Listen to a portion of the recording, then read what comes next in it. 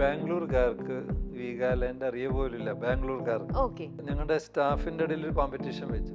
അവര് പലരും വണ്ടർലാൻഡ് എന്ന് പ്രപ്പോസ് ചെയ്തു. പക്ഷെ ഞാൻ ആ പേരെടുത്തിട്ടൊന്ന് വെട്ടിച്ചെറുതാക്കി ഒന്ന് ഒതുക്കി വണ്ടർല ആക്കി. പിന്നെ ഒരു ആർക്കിടെക്റ്റിനെ കണ്ടുപിടിച്ചു. അയാളൊരു യങ്സ്റ്ററാ. ജസ്റ്റ് അങ്ങേര് അമ്യൂസ്മെന്റ് പാർക്ക് കണ്ടിട്ടില്ല. അങ്ങേരും കൂട്ടി എബ്രോഡ് പോയി. നമുക്ക് ഇതുപോലെയൊക്കെ എന്തെങ്കിലുമൊക്കെ വേണം എന്നൊക്കെ പറഞ്ഞ് പിന്നെ റെസ്റ്റ് ഈസ് ഹിസ്റ്ററി.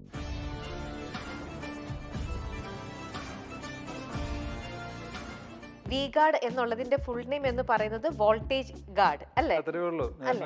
കാരണം അന്ന് എനിക്ക് എന്റെ പ്രോഡക്റ്റിന് ഒരു പേര് വേണമായിരുന്നു. ഇതൊരു ഓഡിറ്റർ ഷെഡിലാണ് തുടങ്ങിയത്. അത് ഇന്ന ഒരു ഷെഡിലാണ് ഉണ്ടാക്കുന്നതെന്ന് പോലും അറിയാത്ത മാതിരിയാണ് ഞാൻ അതിന്റെ പാക്കിങ്ങും കാര്യങ്ങളൊക്കെ. പക്ഷെ അപ്പൊ എന്റെ കൂടെ ഷെഡിൽ വർക്ക് ചെയ്യാനായിട്ട് വലിയ എഞ്ചിനീയേഴ്സ് ഒന്നും വരില്ല. MSc കഴിഞ്ഞു, റിസൾട്ടും വന്നു, അത് കഴിഞ്ഞ് പാസ്സായി. അപ്പൊ ഇങ്ങനെ നാട്ടുകാരുടെ സഹാനുഭൂതി, അയ്യോ മോന് ജോലിയായില്ലേ അത്തരം ചോദ്യങ്ങള്. അപ്പൊ അതിൽ നിന്ന് രക്ഷപ്പെടാൻ കിട്ടിയ ജോലിക്ക് ചേർന്നു. ഒരുപാട് സ്റ്റെബിലൈസറുകൾ ആ സ്കൂട്ടറിൽ കെട്ടിവെച്ച് സാറ് നേരിട്ട് കൊണ്ടുപോയി കൊടുത്ത കഥകളൊക്കെ ഞാൻ കേട്ടിട്ടുണ്ട്. ഏതൊരു വ്യക്തിയും തുടക്കത്തിലൊക്കെ ശരിക്കും ബുദ്ധിമുട്ടുണ്ടാവും. അങ്ങനെ അപ്പച്ചൻ തന്നെയാണ് ആദ്യമായിട്ട് ഒരു ബിസിനസ് ചെയ്യാനുള്ള ഒരു തുക സാറിന് തരുന്നത്. ഏകദേശം 2 തവണയായിട്ട് 1,00,000 രൂപയോളം തന്നു. അതെ. കല്യാണം കഴിഞ്ഞിട്ട് ഒരു ദിവസം ഷീലോട് പറഞ്ഞു, അതായത് എനിക്ക് കല്യാണത്തിന് മുമ്പ് ഒരു കൊച്ചുണ്ട്. ആദ്യം ഞെട്ടി. ഹൈ ക്വാളിറ്റി മെറ്റീരിയൽസ് കൊണ്ടാണ് നമ്മുടെ ഓരോ വീടും നിർമ്മിച്ചിരിക്കുന്നത്. അതുകൊണ്ട് തന്നെ 10 വർഷത്തെ വാറന്റിയാണ് നമ്മുടെ ഗ്യാരണ്ടി. ഇതുപോലൊരു വീടല്ലേ സർ ആഗ്രഹിക്കുന്നത്? ഇങ്ങനൊരു വീട് ആരാണ് ആഗ്രഹിക്കാത്തത്? Byte Homes for Kerala's leading tech enabled home builder.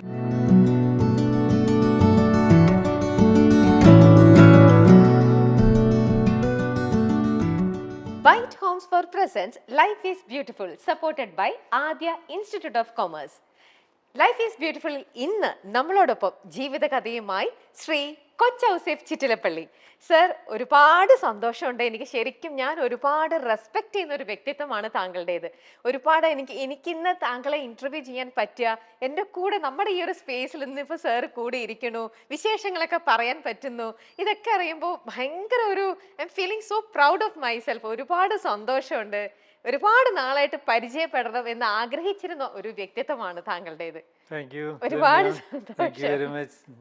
എല്ലാവരും ഇതുപോലെ എന്നെ പോലെ തന്നെ ഒരുപാട് കോടിക്കണക്കിന് ആൾക്കാർ ആദരിക്കുകയും ബഹുമാനിക്കുകയും ചെയ്യുന്ന ഒരാളാണ്.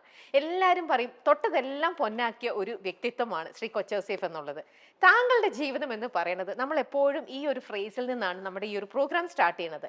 അതുകൊണ്ട് തന്നെ ചോദിച്ചോട്ടെ, സാറിന്റെ ജീവിതം എന്ന് പറയുന്നത് എത്രത്തോളം മനോഹരമാണ്? 1-2 കാര്യങ്ങള്. അതായത് കോടിക്കണക്കിന് ആൾക്കാരെന്നല്ലെങ്കിൽ ലക്ഷക്കണക്കിന് ആൾക്കാർ പരിചയം ഉണ്ടാവും. അതൊന്നുമല്ല, ഒരുപാട് ആൾക്കാർ എല്ലാവർക്കും അറിയാവുന്ന ഒരാളല്ലേ. തൊട്ടതെല്ലാം പൊന്നാവണമെന്നില്ല, ചിലതൊക്കെ പാളിച്ചകളൊക്കെ പറ്റിയിട്ടുണ്ട്. ആ പാളിച്ചകളിൽ നിന്നും പലതും നമ്മൾ പഠിക്കും അല്ലേ സർ? പഠിക്കാതെ പറ്റില്ലല്ലോ. ചോദ്യം എന്തായിരുന്നു? താങ്കളുടെ ജീവിതം എത്രത്തോളം മനോഹരമാണ്? അല്ല, അത് ജീവിതം എന്ന് പറഞ്ഞാല് ഞാൻ പറയും അത്ര എന്താ പറയാ, ആർക്കും ഒരു ബെഡ് ഓഫ് റോസസ് ആവണമെന്നില്ല ആർക്കും.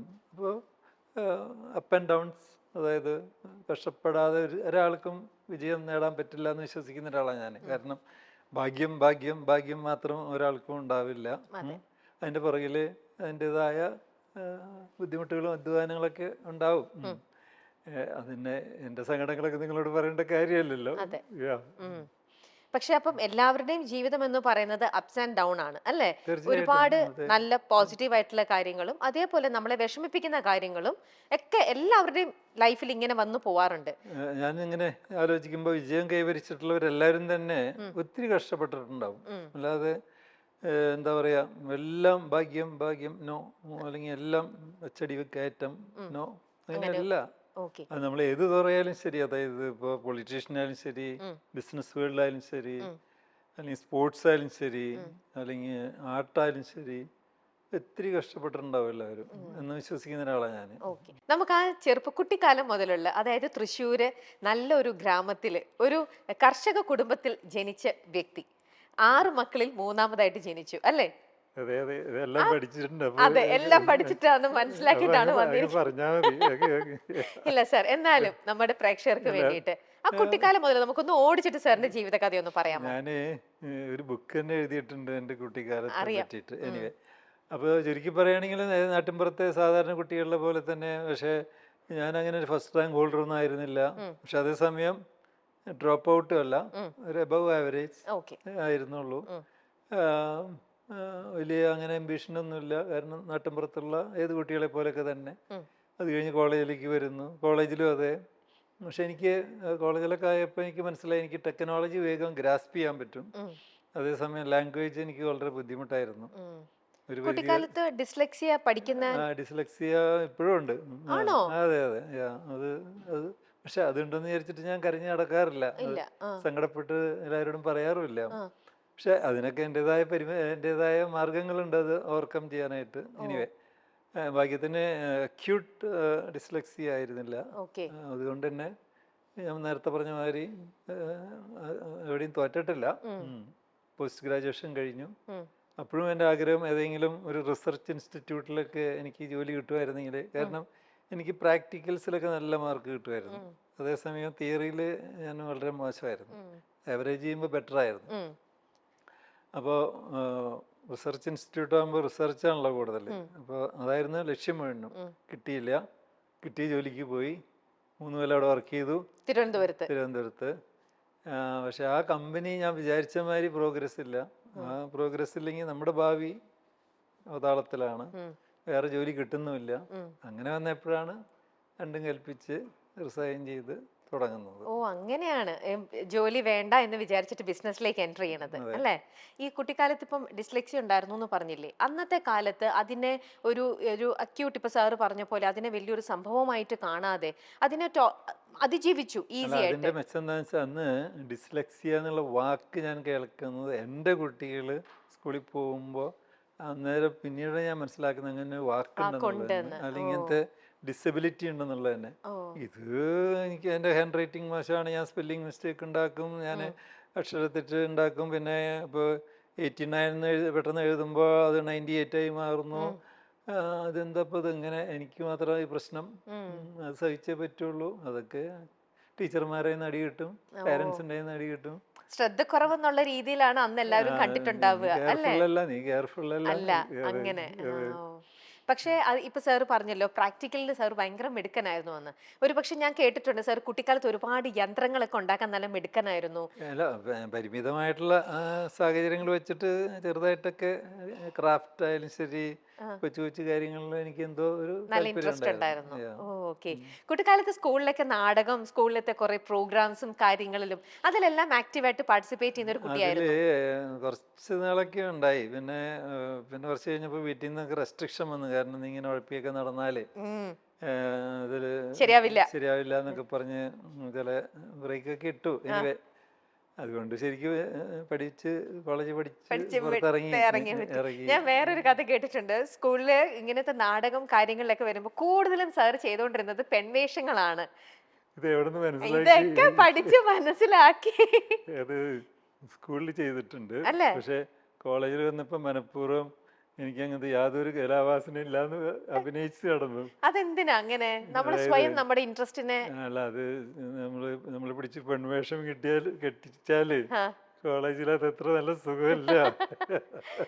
സ്കൂളിലൊക്കെ നല്ല മെമ്മറീസ് വല്ലതും അതുമായിട്ട് റിലേറ്റഡ് ആയിട്ട് നിങ്ങൾ ഇങ്ങനെ നാടകം പ്ലേ ചെയ്യുക, അല്ലെങ്കിൽ പെൺവേഷം കെട്ടിയ സമയത്ത് എന്തെങ്കിലുമൊക്കെ നല്ല മധുരിക്കുന്ന ഓർമ്മകൾ? എല്ലാം ഇങ്ങനെ ഫ്രണ്ട്സിന്റെ ഇൻഫ്ലുവൻസ് ആണല്ലോ. അപ്പോൾ അന്നൊക്കെ ഇപ്പോഴത്തെ കാലത്തുണ്ടോന്ന് അറിയില്ല, അന്ന് കാലത്ത് വീക്കിലി ഒരു ദിവസം ഒരു 1.5 മണിക്കൂർ നേരം ഇതുമാതിരി ആർട്ട് ആൻഡ് കൾച്ചർ എന്നൊക്കെ പറഞ്ഞിട്ടൊരു അതിനുവേണ്ടി മാറ്റി വയ്ക്കുക. അപ്പോൾ പ്രസംഗം പറയാൻ താല്പര്യമുള്ളവർ അത് പറയുന്നു, അല്ലെങ്കിൽ നാടകം അഭിനയിക്കുന്നവർ അത് ചെയ്യുന്നു. അപ്പോൾ എൻ്റെ 1-2 കൂട്ടുകാർ അതിനകത്ത് മിടുക്കരായിരുന്നു. അപ്പോൾ അവർ എന്നെ അതിലേക്ക് വലിച്ചിടും. അങ്ങനെ അത്രയൊക്കെ ഉള്ളു അത്. പക്ഷേ ഞാൻ പറയും, ഞാനങ്ങനെ സ്റ്റേജിൽ പ്രസംഗിക്കാനൊന്നും എനിക്ക് പേടിയായിരുന്നു, മടിയായിരുന്നു. നാടകത്തിലൊക്കെ കയറി എല്ലാരും കൂടെ കൂടിയിട്ടുള്ള ഒരു ഇതാണല്ലോ. അപ്പൊ ആ ഒരു രസം അങ്ങനെ ചെയ്തു അല്ലേ? പിന്നീട് കോളേജിലേക്ക് പോയപ്പോ ഇങ്ങനെ ആർട്ട് ഫോംസിലൊന്നും ഒട്ടും തന്നെ ഇൻവോൾവ് ആയിരുന്നില്ല. അത് പഠിത്തത്തെ ബാധിക്കുവോ, ഉഴപ്പി പോവോ അങ്ങനെ വിചാരിച്ചിട്ടാ? പിന്നെ ഇംഗ്ലീഷ് മീഡിയമായി, പിന്നെ അത് നമുക്ക് അത് പഠിച്ചെടുക്കാനുള്ള ബുദ്ധിമുട്ടൊക്കെ കാരണം കൊണ്ട് എന്തുകൊണ്ടോ അതങ്ങനെ മാറിപ്പോയി, വിട്ടുകളഞ്ഞു. വിട്ടുകളഞ്ഞു. ഓക്കെ. പിന്നീട് ഒരിക്കലും സാർ എന്തെങ്കിലും, എനിക്കും ആ കോളേജ് ലൈഫിന്റെ ഒരു കംപ്ലീഷൻ എന്ന് പറയുന്നത് അക്കാഡമിക്സും അതിനോടൊപ്പം കുറച്ചും കൂടെ ആർട്ട് ലൈഫും ഒക്കെ കൂടെ, ശരിക്കും ആർട്സിലേക്ക് നമ്മൾ കൂടുതൽ ഇൻവോൾവ് ആകുമ്പോൾ കിട്ടുന്ന ഒരു ഫൺ ആർട്ടിൽ ഞാൻ അങ്ങനെ ഷൈൻ ചെയ്യില്ല എന്ന് എനിക്ക് തോന്നിയത് കൊണ്ടായിരിക്കണല്ലോ പിൻവലിഞ്ഞിട്ടുണ്ടാവുക. സ്പോർട്സിലും ഞാൻ ഷൈൻ ചെയ്തിട്ടില്ല. ഓക്കെ. പിന്നെ അക്കാഡമിക്സിലേക്ക് അങ്ങ് പോയി, ഫിസിക്സിലായി, അങ്ങനെ ശ്രദ്ധിച്ചു, അതിൽ അങ്ങ് ഫുൾ ഇൻട്രസ്റ്റ് വന്നു അല്ലേ? അങ്ങനെ തിരുവനന്തപുരത്ത് സാർ ജോലി ചെയ്തു ആദ്യത്തെ കുറച്ച് നാളുകൾ. ആദ്യത്തെ സാലറി എന്ന് തോന്നുന്നത്, എനിക്ക് തോന്നുന്നു 150 രൂപ എന്തോ ആയിരുന്നു ആദ്യത്തെ സാലറി. എവിടുന്ന് പഠിച്ചു വെച്ചു? സാറിനെ കുറിച്ച് അറിയണമെന്ന് ആഗ്രഹിച്ചു കഴിഞ്ഞാൽ അറിയാനാണോ ബുദ്ധിമുട്ട്? അതെ, അന്നത്തെ കാലത്ത് 150 രൂപ സ്റ്റൈപ്പൻഡ് കിട്ടിയാല് നമ്മുടെ ആഗ്രഹം നാട്ടിൽ നിന്ന് മാറി നിൽക്കാമല്ലോ. കാരണം MSCയും കഴിഞ്ഞു, റിസൾട്ടും വന്നു, അത് കഴിഞ്ഞ് പാസ്സായി. അപ്പോൾ ഇങ്ങനെ നാട്ടുകാരുടെ സഹാനുഭൂതി, അയ്യോ മോന് ജോലിയായില്ലേ, ജോലിയായില്ലേ, അത്തരം ചോദ്യങ്ങള്. അപ്പൊ അതിൽ നിന്ന് രക്ഷപ്പെടാൻ കിട്ടിയ ജോലിക്ക് പോയി ചേർന്നു. അവിടെ ഇരുന്നിട്ട് വേറെ ജോലിക്ക് അപേക്ഷിക്കലായിരുന്നു പ്രധാന പരിപാടി. 1 കൊല്ലം കഴിഞ്ഞു, 2 കൊല്ലം കഴിഞ്ഞു, 3 കൊല്ലം കഴിഞ്ഞിട്ടും ശരി വേറെ ഒന്നും കിട്ടിയില്ല. പിന്നെ ഒരു ജോലി കിട്ടി ബാങ്കിൽ. അത് ഞാൻ വേണ്ടാന്ന് വെച്ചു. കാരണം എൻ്റെ ഹാൻഡ് റൈറ്റിംഗ് എനിക്ക് തന്നെ വായിക്കാൻ അറിയില്ല. ഒരു തവണ സ്കൂളിൽ ടീച്ചർ പറഞ്ഞു, ഇടാ നീ ഡോക്ടറാവെന്ന് പറഞ്ഞു. അപ്പൊ ഞാൻ വിചാരിച്ചു അഭിനന്ദിക്കുക. അങ്ങേര് ഹാൻഡ് റൈറ്റിംഗ് കണ്ടിട്ടാണ് പറഞ്ഞത്.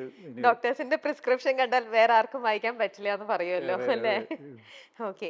അങ്ങനെ സാറ് ആ തിരുവനന്തപുരത്ത് നിന്ന് പിന്നീട് ബിസിനസ്സിലേക്ക് എൻ്റർ ചെയ്യണമെന്ന് പറഞ്ഞപ്പോൾ അച്ഛൻ, ഇപ്പം സാറിന്റെ സിബ്ലിങ്സ് എല്ലാവരും ഇതേപോലെ ജോലി എല്ലാവരും അങ്ങനെ സെറ്റിൽഡ് ആണോ, അതോ ആരെങ്കിലും ബിസിനസ്സിൽ ഉണ്ടായിരുന്നോ അന്ന് തന്നെ? എൻ്റെ കസിൻസോ അല്ലെങ്കിൽ റിലേറ്റീവ്സ് ആരും തന്നെ, ഞങ്ങളെല്ലാവരും കർഷക കുടുംബമായിരുന്നു. കൃഷിയായിരുന്നു ഞങ്ങളുടെ പ്രധാന വരുമാനം. നാട്ടിൻപുറം ആരും തന്നെ ബിസിനസ് ഇല്ല. പക്ഷെ ചിലര് ബാങ്ക് മാനേജറുണ്ട്, കോളേജ് ലെക്ചറേഴ്സ് ഉണ്ട്, അല്ലെങ്കിൽ സ്കൂൾ അധ്യാപകരുണ്ട്. അങ്ങനെയൊക്കെ ഉള്ളൂ. ആരും തന്നെ ബിസിനസ്സിലേക്ക് ഇറങ്ങിയിട്ടില്ല. അതുകൊണ്ടുള്ളൊരു ഭയം ഉണ്ടായിരുന്നു. പക്ഷെ എന്തുകൊണ്ടോ ഫാദറിന് എന്നിലൊരു വിശ്വാസം ഉണ്ടായിരുന്നിരിക്കാം. അധികം ഡിസ്കറേജ് ചെയ്തില്ല, എൻകറേജ് ചെയ്തുമില്ല. അങ്ങനെ അതെ അതെ. ഇങ്ങനെയാണ് പറഞ്ഞത്, നിനക്ക് എന്നെക്കാളൊക്കെ പഠിപ്പുണ്ടല്ലോ, നീ എന്തൊക്കെയാണ് ആലോചിച്ച് നല്ലതുപോലെ ചെയ്യേ എന്നുള്ള ഒരു ഉപദേശമായിരുന്നു. അങ്ങനെ അപ്പച്ചൻ തന്നെയാണ് ആദ്യമായിട്ട് ഒരു ബിസിനസ് ചെയ്യാനുള്ള ഒരു തുക സാറിന് തരുന്നത്. ഏകദേശം 2 തവണയായിട്ട് 1 ലക്ഷം രൂപയോളം തന്നു. അതെ, അത് മാത്രമേ നാട്ടിൽ നിന്ന് കൊണ്ടുവന്നിട്ടുള്ളൂ. പിന്നെ എല്ലാം സാറായിട്ട് ഉണ്ടാക്കിയെടുത്ത. അല്ല, ഞാനല്ല, നാട്ടുകാരും തന്നതാ. അങ്ങനെയല്ലല്ലോ, നമ്മൾ നല്ല പ്രോഡക്റ്റ് ഇപ്പോൾ കൊടുത്തിട്ട് വി ഗാർഡ് എന്ന് പറയുമ്പോൾ ഞാൻ തന്നെ കേട്ടിട്ടുണ്ട്, ഞാൻ തന്നെ എൻ്റെ വീട്ടിൽ വാങ്ങിക്കുന്നതുണ്ട്. സ്റ്റെബിലൈസർ എന്ന് പറഞ്ഞു കഴിഞ്ഞാൽ വി ഗാർഡിൻ്റെയേ ഞാനൊക്കെ കണ്ടിട്ടുള്ളൂ, ഞാനൊക്കെ ഉപയോഗിച്ചിട്ടുള്ളൂ. കാരണം അത് തരുന്ന ആ ഒരു ഐറ്റം, ആ പ്രോപ്പർട്ടി തരുന്ന നമുക്കൊരു വിശ്വാസമുണ്ടല്ലോ. ഇത് ഉപയോഗിച്ച് കഴിഞ്ഞ് കഴിഞ്ഞാൽ 100% സെക്യൂർഡ് ആണ്, വളരെ നല്ലതാണ്, ഇതിനകത്ത് ഒരു പറ്റീരും ഇല്ല എന്നുള്ളൊരു വിശ്വാസം അത് നേടിയെടുക്കുക എന്ന് പറയുന്നത് ഭയങ്കര ബുദ്ധിമുട്ടുള്ളൊരു കാര്യമാണ്. അത് നമുക്ക് ഒരു ദിവസം കൊണ്ട് പറ്റുന്നതല്ല, പടിപടിയായിട്ടായിരിക്കാം. എനിക്ക് എന്തുകൊണ്ടോ ഞാൻ കുറച്ചൊരു ബേസിക്കലി ഞാനൊരു ക്വാളിറ്റി കോൺഷ്യസ്, സ്ട്രേറ്റ് ഫോർവേഡ്,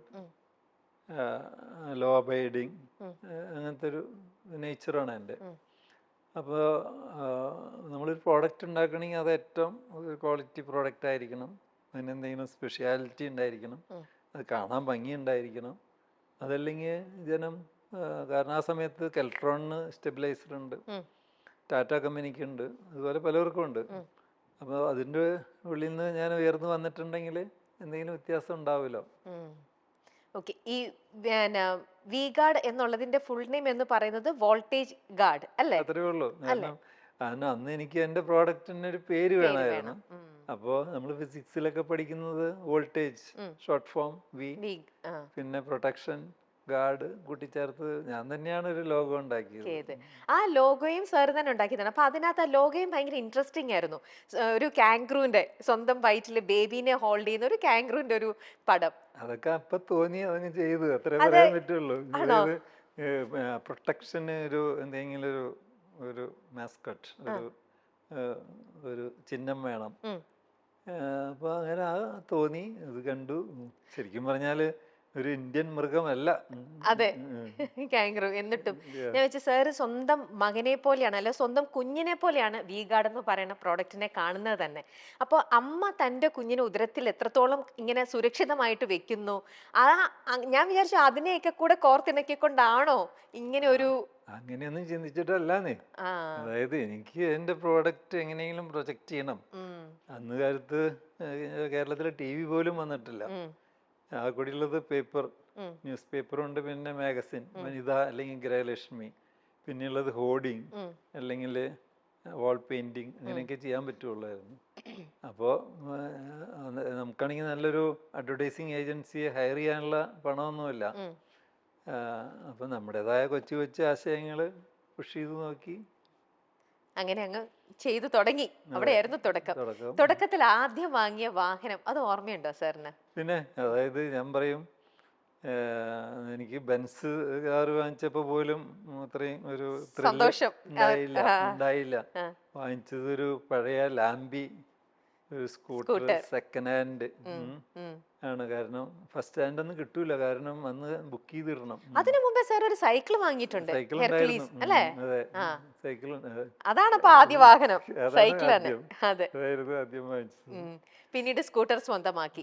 ഈ സ്കൂട്ടർ സ്വന്തമാക്കുന്നത് ബിസിനസ് തുടങ്ങിയതിന് ശേഷമാണോ അതോ ജോലി ചെയ്തോണ്ടിരിക്കുമ്പോഴോ? ഓ, അന്നേ സ്വന്തമാക്കി. എന്നിട്ട് ഈ സ്കൂട്ടറിലാണ് പക്ഷെ ബിസിനസ് തുടങ്ങിയതിന് ശേഷം സാറായിട്ട് സ്കൂട്ടർ ഞാൻ ട്രെയിനില് കയറ്റി എറണാകുളത്ത് കൊണ്ടുവന്നു. ഇവിടെ സ്കൂട്ടർ ഉപയോഗിച്ചിരുന്നു. ഓ, സെയിം സ്കൂട്ടർ കുറെ നാൾ എൻ്റെ കൂടെ ഉണ്ടായിരുന്നു. അത് കഴിഞ്ഞിട്ട് കാറ് വാങ്ങിച്ചപ്പോഴും ഈ സ്കൂട്ടർ ഉണ്ടായിരുന്നു. അത് കഴിഞ്ഞിട്ട് 2 കാറ് മേടിച്ചിട്ടും ഈ സ്കൂട്ടർ ഉണ്ടായിരുന്നു. പിന്നെ കുറെ കഴിഞ്ഞപ്പോ പിന്നെ ഫാദറൊക്കെ പറഞ്ഞു, നീ അത് നിർത്ത്, അതൊന്ന് ഇടിഞ്ഞു പൊളിഞ്ഞു വീണാൽ എന്ത് കാര്യമുണ്ട് എന്ന് ചോദിച്ച് അതിനത് ഉപേക്ഷിച്ചു. പക്ഷെ ഇപ്പോഴും സൂക്ഷിച്ചു വെച്ചിട്ടുണ്ടോ? കിട്ടിയ വിലക്ക് കൊടുത്തു. ഓക്കെ. പക്ഷെ ആ സ്കൂട്ടറിൽ സാറിന് ഒരുപാട് നല്ല ഓർമ്മകളുണ്ട്. ഒരുപാട് സ്റ്റെബിലൈസറുകൾ ആ സ്കൂട്ടറിൽ കെട്ടിവെച്ച് സാറ് നേരിട്ട് കൊണ്ടുപോയി കൊടുത്ത കഥകളൊക്കെ ഞാൻ കേട്ടിട്ടുണ്ട്. അതൊന്നും ഓർക്കാൻ ഇഷ്ടമില്ല. ആണല്ലേ? എന്നല്ല, അതൊക്കെ നമ്മുടെ പറഞ്ഞല്ലോ, അതായത് ഏതൊരു വ്യക്തിയും തുടക്കത്തിലൊക്കെ ശരിക്കും ബുദ്ധിമുട്ടുണ്ടാവും. അത് ആ സങ്കടം ഒന്നും പറയാൻ ഞാൻ താല്പര്യമില്ല. പക്ഷെ അതൊക്കെയാണ് നമ്മുടെ ഇന്നിപ്പോ ഇരിക്കുന്നതിന്റെ അതിലേക്കുള്ള ഒരു വഴി തുടങ്ങിയതാണ് അവിടെ. അതെ, പക്ഷെ അന്ന് എനിക്കതൊരു ഭാരമായിട്ട് തോന്നിയിട്ടില്ല. കാരണം അത് അന്നത്തെ എന്റെ സാഹചര്യങ്ങൾ അതിന് എന്നെ പ്രഷറൈസ് ചെയ്തിരുന്നു. അതൊരു ഹരമായിരുന്നു. ആദ്യം കുറച്ച് സ്റ്റെബിലൈസർ ഉണ്ടാക്കുന്നു, ആദ്യം 50 ഉണ്ടാക്കുന്നു, പിന്നെ 100 ആക്കണം, പിന്നെ 200 ആക്കണം, പിന്നെ 400 ആക്കണം. അങ്ങനെ അന്നൊരു വാശിയായിരുന്നു. ഇപ്പൊ അത്ര വാശിയില്ല. ഇല്ല, ഇപ്പൊ വാശിക്കാരനല്ല, അന്നാണോ? ഒതുങ്ങി എന്നാണോ സാർ പറയുന്നത്? അതെ, പത്തി താത്തി ഒതുങ്ങി നിൽക്കുകയാണ്. ഈ തുടങ്ങിയ സമയത്ത് സാറിന്റെ കൂടെ എൻ്റെ കൂടെ സഹായത്തിന് എനിക്ക് കുറച്ച് പേര് വേണം എന്ന്. തീർച്ചയായിട്ടും നമുക്ക് വളരണമെങ്കിൽ നമ്മുടെ കൂടെ സപ്പോർട്ടിന് കുറച്ച് പേരും കൂടെ ഉണ്ടാവണം, അല്ലേ? പക്ഷെ സാറ് അന്നത്തെ സമയത്ത് ഈ സ്റ്റാഫിനെ വിളിക്കണ സമയത്ത് 10ാം ക്ലാസ് തോറ്റവര് മാത്രം മതി എന്ന് പറഞ്ഞ് സാറ് സ്റ്റാഫിനെ വിളിച്ചിരുന്നു. ഞാൻ ആലോചിച്ചപ്പോ ഇതൊരു ഓഡിറ്റർ ഷെഡിലാണ് തുടങ്ങിയത്.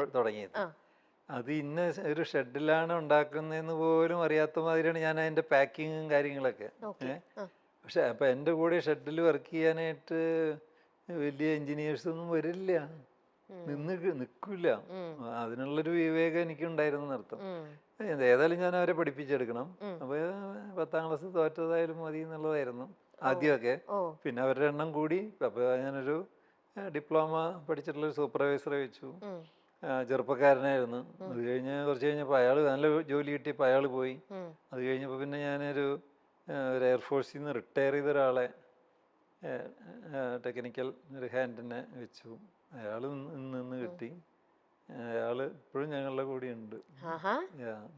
ഒരുപക്ഷെ അദ്ദേഹമായിരിക്കും എന്നെക്കാളും സീനിയർ ആള് ആണല്ലേ. പക്ഷെ സാറിന്റെ കൂടെ ഇത്രയും ഒരു ലോങ് ജേർണിയിൽ കൂടെ ഭാഗമായിട്ടുള്ളത് അദ്ദേഹമായിരിക്കും, അല്ലേ? എന്താ അദ്ദേഹത്തിന്റെ പേര്? വിജയൻ.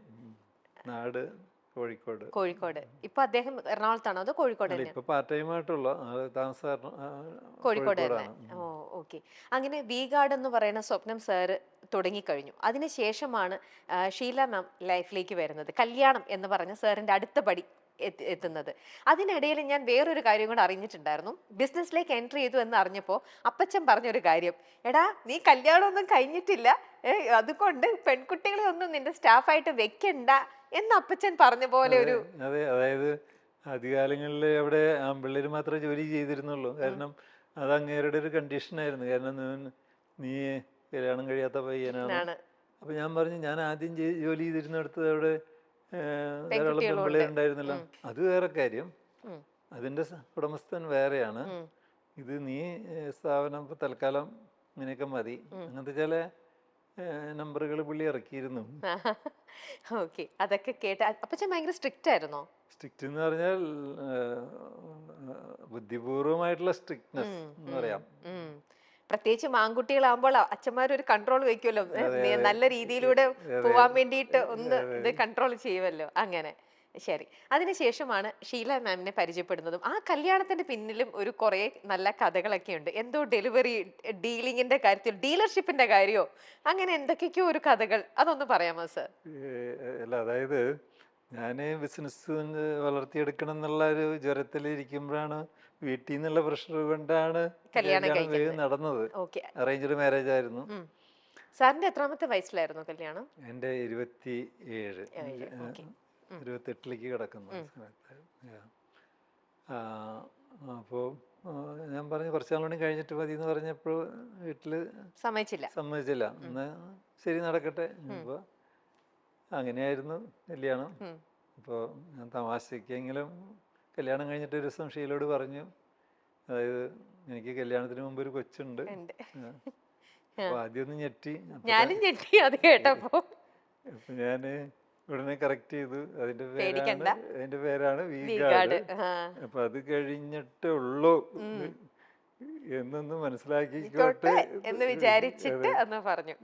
കാരണം നിന്റെ വീട്ടിലെ എല്ലാ ചടങ്ങുകൾക്കും കസിന്റെ കൊച്ചിന്റെ നൂലുകെട്ട് വരെ അല്ലെങ്കിൽ മാമോദിസയ്ക്ക് വരാനൊന്നും എന്നെ കിട്ടിയെന്ന് വരില്ല എന്ന് ഇപ്പോഴേ മനസ്സിലാക്കി, വ്യക്തമാക്കി അല്ലേ? ഓക്കെ. എന്നാലും അന്ന് മുതൽ ഇന്ന് വരേക്കും ടച്ച്വുഡ് വളരെ നല്ല രീതിയിൽ സപ്പോർട്ടീവായിട്ട് മാഡം കൂടെ തന്നെയുണ്ട്. എല്ലാവിധ സപ്പോർട്ടും നൽകിക്കൊണ്ട് അല്ലേ?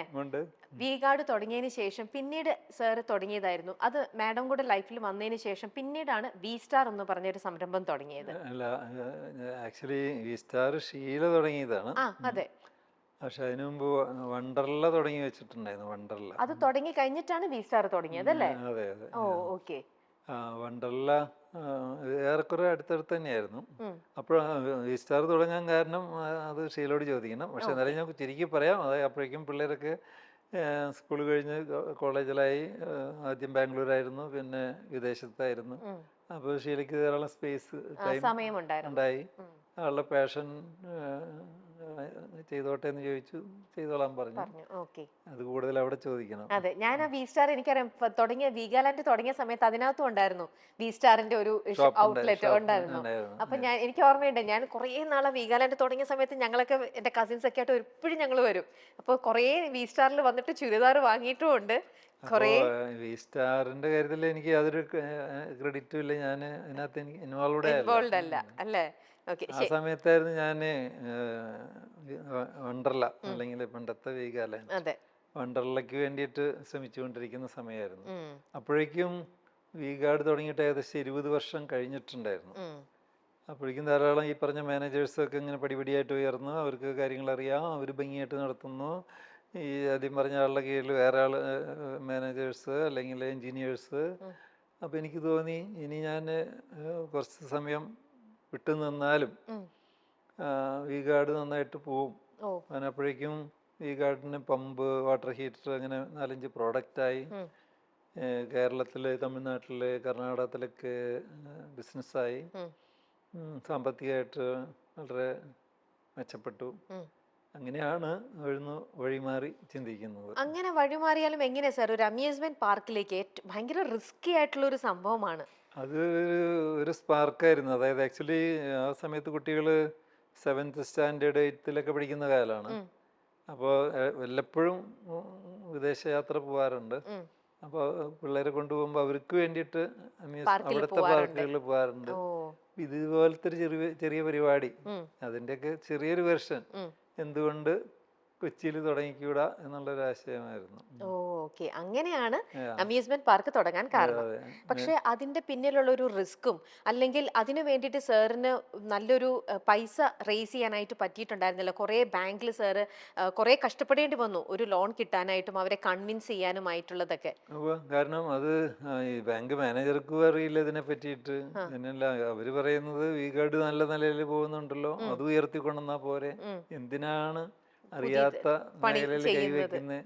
പക്ഷെ എനിക്ക് കൺവിൻസ്ഡ് ആയിരുന്നു ഇത് വിജയിക്കുന്നു. ഓൺലി തിങ് എനിക്കും അറിയില്ലായിരുന്നു. പിന്നെ അതിനെപ്പറ്റി പഠിച്ചു. ഞാൻ ഒരു ടീമിനെ V-Guardലുണ്ടായിരുന്ന ചില ജൂനിയർ മാനേജേഴ്സിനെ വെച്ചുകൊണ്ട് ഒരു ടീം ഉണ്ടാക്കി. അവരെയും കൊണ്ട് വിദേശത്ത് പോയി അവരെ ഇത് കാണിച്ചു കൊടുത്തു. പിന്നെ ഒരു ആർക്കിടെക്റ്റിനെ കണ്ടുപിടിച്ചു. അയാളൊരു യങ്സ്റ്ററാ, ജസ്റ്റ് അങ്ങേര് അമ്യൂസ്മെന്റ് പാർക്ക് കണ്ടിട്ടില്ല. അങ്ങേരും കൂട്ടി എബ്രോഡ് പോയി നമുക്ക് ഇതുപോലെയൊക്കെ എന്തെങ്കിലുമൊക്കെ വേണം എന്നൊക്കെ പറഞ്ഞ് പിന്നെ റെസ്റ്റ് ഈസ് ഹിസ്റ്ററി. ഓക്കെ, അങ്ങനെയാണ് അവിടുന്ന് അതും. പക്ഷെ തുടങ്ങാനായിട്ട് എനിക്ക് തോന്നുന്നു V-Guard തുടങ്ങാൻ എടുത്തതിനെക്കാട്ടിലും സാർ ഒരുപാട് ഹാർഡ് വർക്ക് ചെയ്യേണ്ടി വന്നു. റിസ്ക് എടുത്തു എന്ന് പറയാം. അതെന്താ വെച്ചാല് V-Guard തുടക്കത്തിൽ 50 സ്റ്റെബിലൈസർ ഉണ്ടാക്കുന്നു, പിന്നെ അത് 100 ആകുന്നു, പിന്നെ 200, അങ്ങനെ പടിപടിയായിട്ട്. ഇതങ്ങനെ പറ്റില്ല. അത് ഒരു minimum size, minimum investment, minimum attraction ഉണ്ടെങ്കിലേ ആളുകളെ അട്രാക്ട് ചെയ്യുള്ളൂ. അപ്പൊ അതിന്റെ ഇൻവെസ്റ്റ്മെന്റ് അതൊന്നും എനിക്ക് അഫോർഡ് ചെയ്യാൻ പറ്റില്ലായിരുന്നു. അതിന് വിചാരിച്ചേക്കാളും കൂടെ ലോൺ എടുക്കുന്നു. എന്നിട്ട് വിചാരിച്ച പോലെ എന്താ പറയാ ആ എമൗണ്ട് കൊണ്ട് കംപ്ലീറ്റ് ചെയ്യാൻ പറ്റുന്നില്ല. വീണ്ടും ഫർദറായിട്ട് ലോൺ എടുക്കുന്നു. അങ്ങനെയൊക്കെ ഉണ്ടായിട്ടുണ്ട്. പക്ഷെ മോശമായില്ല. അന്ന് തുടങ്ങുമ്പോഴും കാക്കനാട് എന്ന് പറയുന്ന ഇപ്പൊ വീഗാലാൻഡ് ഇരിക്കുന്ന സ്ഥലമൊക്കെ എത്രയോ ശരിക്കും ഒരു കുഗ്രാമം പോലത്തെ ഒരു സ്ഥലമായിരുന്നു. ശരിക്കും ഒട്ടും തന്നെ അധികം ആൾക്കാർക്ക് അറിയപ്പെടുന്ന ഒരു സ്ഥലമായിരുന്നില്ല. ശരിക്കും ഒരു പാറപ്പുറം. അപ്പോഴൊക്കെ ആൾക്കാർ പറഞ്ഞിട്ടുണ്ടായിരുന്നിരിക്കില്ലേ, തീർച്ചയായിട്ടും ഇത്രയും ഉള്ളിൽ പോയിട്ട് നീ ഇങ്ങനെ ഒരു പാർക്കൊക്കെ ചെയ്ത് തുടങ്ങിക്കഴിഞ്ഞാൽ ആരെങ്കിലും വരുവോ, എന്തിനാ ഇത്ര ഉള്ളിൽ, അങ്ങനെയൊക്കെ പലരും പല രീതിയിലുള്ള കമന്റ്സും ഉണ്ട്. പക്ഷെ എന്തുകൊണ്ടോ എനിക്ക് എന്നെ സംബന്ധിച്ചിടത്തോളം അതൊന്നൊരു പ്രശ്നമേ ആയിരുന്നില്ല. പിന്നെ ഞാനും ശ്രദ്ധിച്ചിരുന്നു, നമ്മൾ വിദേശത്ത് പോകുമ്പോൾ അവിടുത്തെ ഈ അമ്യൂസ്മെന്റ് പാർക്കുകളൊന്നും സിറ്റിയുടെ നടുക്കല്ല, കുറച്ച് ഉള്ളിലേക്ക് പോകണം. കാരണം ഇത് ലാർജ് ഏരിയ ആണ്. ലാർജ് ഏരിയ ഇപ്പോൾ ഞാൻ പറയുന്ന ഡിസ്നിലാൻഡ് പോലെയൊക്കെയുള്ളത് വെരി ലാർജ് ഏരിയ ആണ്. പക്ഷെ സിറ്റിന്ന് വളരെ മാറിയിട്ടാണ്. അപ്പോൾ നമുക്ക് നല്ല ഒരു ലാർജ് ഏരിയ കിട്ടണമെങ്കിൽ, വില കുറച്ച് കിട്ടണമെങ്കിൽ സിറ്റിയിൽ നിന്ന് മാറണം. അതൊരു റബ്ബർ തോട്ടമായിരുന്നു. അത് ഈൽഡൊക്കെ മോശമായിട്ട് വെട്ടാതെ കിടക്കുന്നൊരു സ്ഥലം വില കുറച്ച് കിട്ടി. അതുകൊണ്ട് അത് വാങ്ങിച്ചു. അങ്ങനെ അപ്പോൾ ആളുകൾ സംശയിച്ചു. ഞാനടക്കം പേടിയായിരുന്നു, അയ്യോ ഈ ഇടവഴി കൂടെ ഒക്കെ അവിടം വരെ എത്തിയിട്ട് ആൾക്കാർ വരുമോന്ന്. എന്തോ വരുന്നുള്ളൊരു ദൃഢമായ ഒരു വിശ്വാസം അങ്ങനെ അതങ്ങ് എത്തി. പക്ഷെ ഈ വീഗാലാൻഡ് എന്ന് പറഞ്ഞു തുടങ്ങിയ പേര് പിന്നീട് സാർ ബാംഗ്ലൂർ സ്റ്റാർട്ട് ചെയ്തും കൂടെ കഴിഞ്ഞപ്പോഴത്തേക്ക് വണ്ടർലി ആയി. അവിടെ എന്താ സാർ അങ്ങനെ ഒരു പേര് മാറ്റാൻ കാരണം? എന്നോട് എന്നെ ചോദിച്ചാൽ എനിക്ക് തന്നെ അറിയില്ല. ഞാൻ വിചാരിച്ചു ബാംഗ്ലൂർക്കാർക്ക് വീഗാലാൻഡ് അറിയ പോലില്ല ബാംഗ്ലൂർക്കാർക്ക്. ഓക്കെ, എന്നാ പിന്നെ ബാംഗ്ലൂർ തുടങ്ങുമ്പോ വേറൊരു പേര് കണ്ടുപിടിക്കാൻ പറ്റുമെന്നായി. എന്തുകൊണ്ടോ എനിക്ക് വീഗാലാൻഡ് അല്ല ഒന്നും കൂടി വ്യത്യസ്തമായിട്ടുള്ളൊരു പേര് വേണമെന്ന് അന്ന് തോന്നി. ബാംഗ്ലൂര് അവിടെ വേറെ പേരായാലും കുഴപ്പമില്ലാന്ന് തോന്നി. കാരണം ഈ പേര് അവിടെ അറിയില്ല ആർക്കും. അങ്ങനെ ഞങ്ങളുടെ സ്റ്റാഫിൻ്റെ ഇടയിൽ ഒരു കോമ്പറ്റീഷൻ വെച്ചു. അപ്പൊ അവര് പലരും വണ്ടർലാൻഡ് എന്ന് പ്രപ്പോസ് ചെയ്തു. കോമ്പറ്റീഷനിൽ എല്ലാവർക്കും വണ്ടർലാൻഡ് എന്ന് പ്രപ്പോസ് ചെയ്ത 5-8 പേരുണ്ടായിരുന്നു. അവർക്ക് എല്ലാവർക്കും സമ്മാനം കൊടുത്തു. പക്ഷെ ഞാൻ ആ പേരെടുത്തിട്ടൊന്ന് വെട്ടിച്ചെറുതാക്കി ഒന്ന് ഒതുക്കി വണ്ടർല ആക്കി. അതിനുശേഷമാണ് നമ്മുടെ ഇവിടെയും വണ്ടർല എന്നുള്ള പേരിലേക്ക് അത് പിന്നീട് അത് മാറ്റി ചെയ്തു. കാരണം പിന്നെ ഹൈദരാബാദ് തുടങ്ങാൻ പ്ലാൻ ഇട്ടു. അപ്പോഴേക്കും അത് പബ്ലിക് ഇഷ്യൂവിനൊക്കെ ഒരു ആലോചനയൊക്കെ വന്നു. അതിനു മുമ്പ് V-Guardും പബ്ലിക് ഇഷ്യൂ പോവുകയുണ്ടായി. അപ്പോൾ ഒരു പേരാണ് നല്ലതെന്നുള്ളൊരു തോന്നൽ വന്നു. അങ്ങനെ വന്നപ്പോൾ ഈ എല്ലാ പാർക്കുകളും ഒരു പേരിലായി. ഇപ്പൊ 4 പാർക്കുണ്ട്. ആ അപ്പൊ അതെല്ലാം പിന്നെ വണ്ടർല എന്നുള്ള പേരിലേക്ക് വണ്ടർല പിന്നെ എന്നുള്ള റീനെയിം ചെയ്തു. അങ്ങനെ വന്നപ്പോ വീഗാലാൻഡ് എന്നുള്ള പേര് ബാക്കി വന്നു. ആ പേരെടുത്തിട്ടാണ് പിന്നെ കൺസ്ട്രക്ഷൻ സൈഡിലേക്ക് അത് യൂസ് ചെയ്തത്. അതാ പക്ഷെ ഞങ്ങളുടെ അതിന് യോജിച്ച പേരാന്ന് തോന്നുന്നു. തോന്നുന്നു ഷീല മാം ഡെലിവറിക്ക് വേണ്ടിയിട്ട് ഹോസ്പിറ്റലിൽ കിടന്ന സമയത്ത് സാറ് ചെക്ക് മാറാനായിട്ട് പോയ എന്തോ ഒരു കഥ. എന്താ പറയാ, സർവൈവൽ ഇൻസ്റ്റിങ്ക്റ്റ് അത്.